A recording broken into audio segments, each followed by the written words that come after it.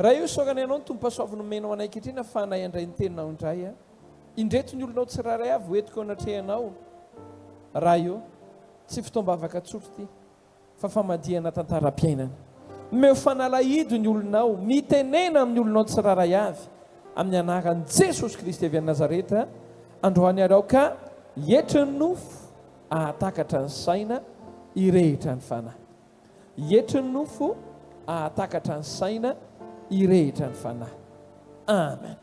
Mbola ao anatin'ny fanjakan'Andriamanitra tsika izay loha hevitra tena goavana hianaritsika hoe ahoana no hiainana fiainana ambony. Raha milazatsika hoe fiainana ambony tsy miresaka akory hoe fiainana miliardera fa miresaka fiainam-pahefana fiainana misy hery. Mahare tsara ve ianao hoe fiainam-pahefana fiainana misy hery. Luka toko 4:4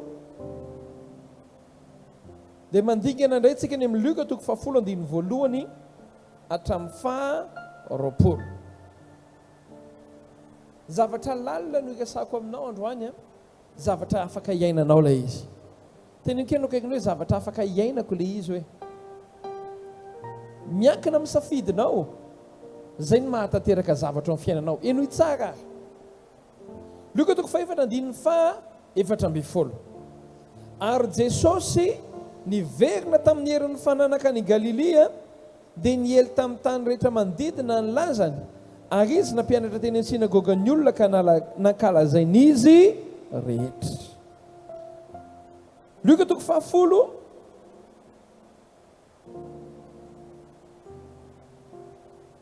andiny voalohany hatramin'ny 20 dawary. Ary no ny afaka zany ny tompo nanindry olona afako dia 70 lahy ka naniraka azy tsy roa ialoha azy eny amin'ny tanàna sy ny tany rehetra izay efa alehany. Ary izy taminy be ny vokatra fa nipiasa ny vitsy koa amin'izany mangataha amin'ny tompony vokatra mba hampandehanany mpiasa amorony vokatra. Mandehana indro izao maniraka anareo tahaka ny zanak'ondry ampovoan'ny ambody aza mitondra kitapom-bola na kitapom-batsy na kapa ary aza miarahaba olona kory eny an-dalana. Ka manao an'izany sao tsika dia miavinavina ary izay trano idiranareo dia lazao aloha hoe fiadanana ao amin'ity trano ity. Raha misy zanaka fiadanana ao dia hitoetra ao aminy ny fiadanana tonononareo fa ka zany dia hiverina ao aminareo ihany zany. Na iza zany dia manonona foana fiadanana fa rehefa tsy voarain'ilay olona ilay fiadanana dia miverina any aminao. Amen. Amen. Vavanao zany tokony manonona fiadanana ho an'ny olona foana. Ary mitoera ao amin'izany trano zany ka mihinana sy misotrozy zavatra omeny fa mipiasa miendrika ahazony karamany aza mifindrafindra trano. Ary izay tanàna iakaranareo ka mandray nareo ny olona dia hano izay zavatra roso eo alohanareo. Ary sy trano izay marary ao maninao iny ka lazao amin'ny olona hoe efa mby akaiky ianareo ny fanjakan'Andriamanitra. Fa izay tanàna ikaranareo ka tsy mandray anareo kosa ny olona dia makaneso amin'ny lalambe ka lazao hoe ny vovoko ny tananareo aza izay miraikitra mitongotray dia efa fanaiam-panganareo nefa aoka ho fantatrareo fa efa mby akaiky ianareo ny fanjakan'Andriamanitra. Lazaiko aminareo fa moramora kokoa no amin'ny Sodoma amin'izany andro no ny amin'izay tanàna izany. Lozanao ry Korazina, lozanao ry Betsaida, fa raha mba tany Tiro sy Sidona no natao ny asa lehibe izay natao teo aminareo dia olony bebaka ela izy ka nitafy lamba fisaonana sy mipetraka amin'ny laveniny. Fa moramora kokoa ny eo amin'ny Tiro sy Sidona amin'ny andro fitsarana noho ny aminareo. Ary ianao ry Kaperinao miasandratra ny an-danitra va ianao ahetratra ny fiaina tsy hita ianao. Izay miaino anareo dia miaino ahy, ary izay mandaha anareo dia mandaha ahy, ary izay mandaha ahy dia mandaha izay naniraka ahy. Ary ny 70 lahy andiny fa 70 eto tsika ny tena hianaka. Ary ny 70 lahy niverina tamin'ny fifaliana ka nanao hoe tompo na ny demonia aza manina ozy izy na dia ny demonia aza dia manaiky anay noho ny anaranao. Fa hoy Jesosy taminy izao nahita ny Satana latsaka avy tany an-danitra tahaka ny varatra indro efa nomeko fahefana anitsaka menarana sy maimika sy andresy ny hery rehetra nanany fahavalo ianareo ka tsisy hampaninona anareo akory kanefa aza mifaly ianareo satria manaiky anareo ny fanahy fa mifalia satria voasoratra any an-danitra ianaranareo. Amen. Bateny keno akaikinao miaina fiainana ambony. Ho azonao tsara moa hoe inona ty tsika olazaina androany. Avekeo eny hoe tsy miresaka tsika hoe miaina fiainana miliardera fa iresaka zava-panahy isika zay ahatonga anao olona hafa mihitsy manomboka androany. Naka fitopolona Jesosy dia naniraka an'ireo fitopolona reo mandehana nareo izy izy akatsokona zany hoe mandehana manaova ny asan'Andriamanitra torio teny zay marary dia sitrano faly izy fitopolona nyainga izy fitopolona dia nandeha ny amin'ny tanàna rehetrarehetra teny rehefa vita ny asany dia miverina izy fitopolona dia rehefa miverina izy fitopolona dia miverina niaraka tamin'ny fijoroana vavolombelona daholo. Za mba manonona hoe anana fijoroana vavolombelona ne ianao sy ny ankonanao ianao miaraka amin'ny Jesosy io izy fijoroana vavolombelona hiaraka aminao ane ino tsara rehefa miverina izy fitopolona dia miverina niaraka tamin'ny fijoroana vavolombelona daholo ary mitovy ny fijoroana vavolombelona izy fitopolona ozy izy hoe Jesosy na ny demonia aza dia nanaiky anay noho ny anaranao. Dia hoy Jesosy tsara aloha zay fa balance kely nareo aloha aza mifaly nareo fa manaiky anareo ny fanahy fa mifalia fa voasoratra any an-danitra ny anaranareo. Tsika zany manendry ny teboka voalohany foana hoe ny antony ivavahantsika dia fiainana mandrakizay. Teny keno akaikinao hoe ny antony ivavahantsika dia fiainana mandrakizay hoe tsy hoe mivavaka tsika satria mandalo problème na mivavaka tsika satria teo miliardera fa ny antony ivavahantsika aloha voalohany averimberanao anatsika foana dia fiainana mandrakizay. Menina ny assurena rehefa mivavaka dia fiainana mandrakizay. Fa ahoana ary no ahafahako hiaina fiainana hafa mihitsy? Misy zavatra mahagaga ka lasaka nabavy nitenen'i Jesosy nefa ny aina reto fitopolona reto inona ilay zavatra mahagaga zao no lazaina 9:20 areto tsika mitena hiaraka androany indro efa nomaiky fahefananitsaka menarana sy mainka sy andresin'ny herehetra nanany fahavalo ianareo ary tsy hisy hampaninona anareo akory.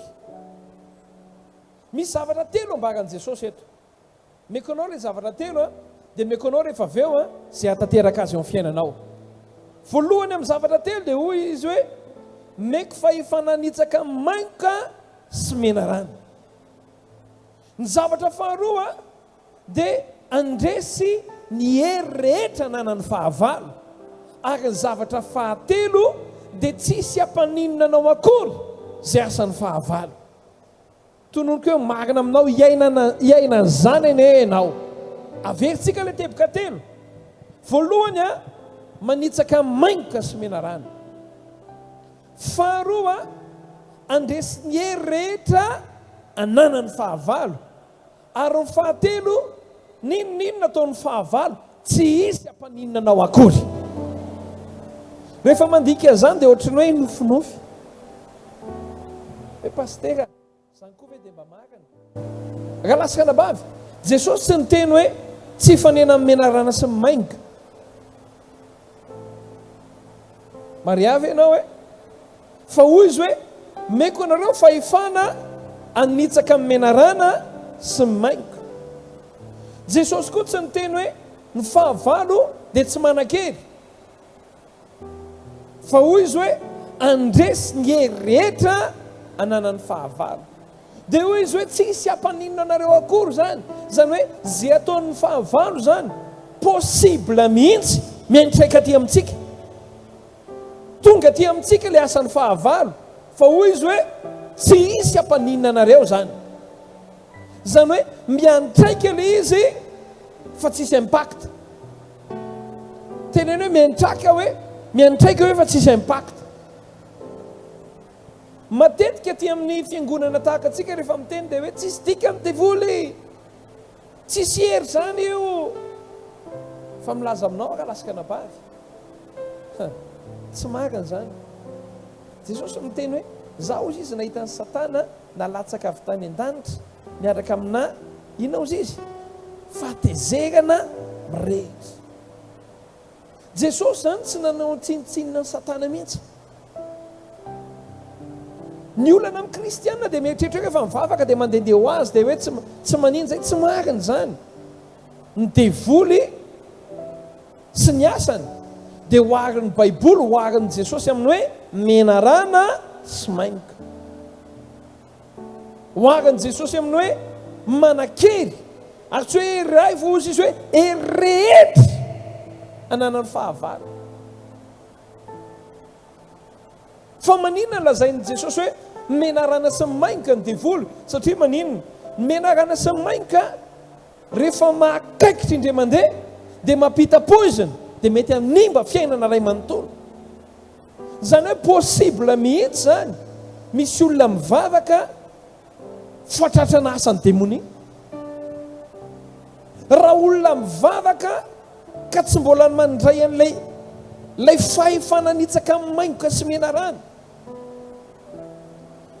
Olona mivavaka ka tsy mbola nandray an'ilay hoe andresy ny hery rehetra nanany fahavalo. Olona tena mivavaka ny resaka eto tena keno akaikiny hoe tsy olon-tsotra hoe ny resaka eto. Ny olona teneny Jesosy eto dia olona anazy. Maria tsara ve ianao? Za zany tiako tsika tsararay avy tsy sous-estimé ny devoly. Misy fampianarana izay tsy dia mety loatra mi-sous-estimé ny devoly. Tsisy dika ny devoly zany nefa ny erak'ilay trano, ny erak'ilay fiangonana olona be problema daholo. Olona tsisy afaka problema daholo nefa dia hoe tsisy dika ny eran'ny devoly. Ka lasaka nabavy eo, tsy fampianarana kristianina ny hoe tsisy dika ny eran'ny devoly, fa ny fampianarana kristianina dia mahatonga ny kristianina hoe manana hery ny devoly fa resinao ilay izy. Ny tena izy dia manana hery izy fa resitsika. Ny tena izy dia menarana sy mainka izy fa hitsahantsika. Ny tanjona zany izao tsy hodiana tsy fantatra hoe menarana sy mainka, fa ny tanjona dia ahatongasianao anitsaka ny menarana sy ny mainka. Mba tena keno akaikiny hoe anitsaka ny menarana sy ny mainka ne isika hoe ataovy mahery tsara, andresy ny hery rehetra nanany fahavalo tsika hoe. Ny ompony Jesosy zany dia izao, ninona menarana sy mainka eo anoloanao na tonga ao amin'ny ankohonanao na tonga amin'ny asa fivelomanao dia tsotra ny Jesosy Kristy. Ny tiany dia ho itsahanao reny, ny tiany dia hanana fahefana ianao anitsaka ny mainka sy menarana. Ny tiany dia ianao andresy ny hery rehetra nanany fahavalo. Ka lasaka nambavy tamin'ny alina nanofy fa vitako ty préparation ty dia natory dia nanofy. Rehefa nanofy dia zao ny zavatra hitako. Nanofy nahita bibilava anankiray. Ny sasa sao nanofy nahita bibilava dia noho tsara. Rehefa hitako ilay bibilava dia nanatonako dia nitsahako.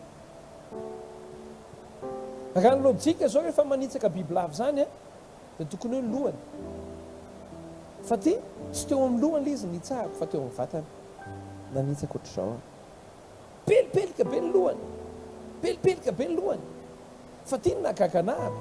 Raha tokony hoe izy ka vao hitsaka ny bibilava dia anaikitra ny tongotra, fa le izy pelipelika be le izy dia ny lehibe le bibilava dia mipelipelika be fa tsy nanaikitra ny tongotra.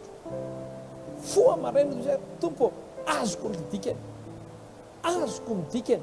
Ny dikany le izy dia izao, ny diany Jesosy tsika dia homena fahefana anitsaka menarana sy maingo. Rehefa manitsaka le menarana sy maingo tsika tsy manana droit le menarana sy maingo amaly. Nydika le izy zany dia hoe ny mahasamihafa ny fahefana sy ny hery, ny fahefana dia olona tsy azo idivirana, ny olona manam-pahefana. Ataoko hoe misy polisy anankiray izay somary mahii mifanena amina camion be anankiray, camion tonga dia mitarika remorque lavabe, fa le polisy mety hoe tsy haiko hoe inona ny gradiny eo, na mpianatra polisy ary izy ka vao mitsoka sifflet izy mandeha pat, tsy te halany izy hoe 2 chevaux ve ny eo anoloany na 4L sa camion mitarika remorque, fa raha vao izy misoka dia mijanona le izy. Zany nantsona hoe fahefana. Raha hery resy le polisy satria maninona dominio indray mandeha biscuit nitsahana inona cylindre, fa no le fahefanao anatiny dia tsy mahazo manitsaka azy io. Azoko le izy rehefa nitsahako le bibilava, tsy mahazo manaikitra le izy, tsy mahazo mamaly aly izy. Za zany manona amin'ny fiainanao hoe omeny Jesosy le fahefana nitsaka amin'ny menarana sy ny mainkana ianao. Amen. Ny faharoa dia hoe andresy ny hery rehetra ananany fahavalo. Zany hoe ninona ataon'ny fahavalo, na manafika izy na manafika izy, vao tonga eo ianao dia azo antoka hoe resy le hery ananany fahavalo. Misy fanafihan'ny fahavalo tokantranonao, vao eo ianao mitsahatra zany. Misy fanafihan'ny fahavalo amin'ny zanakao, vao eo ianao mitsahatra zany. Misy fanafihan'ny fahavalo amin'ny asa fivelomanao, vao eo ianao mitsahatra zany. Tsy ary izy hoe tsy isy hampaninina anareo akory zany. Zany hoe ny planin'i Jesosy zany dia izao, ninona ataon'ny devoly tsy mampiotsina anao.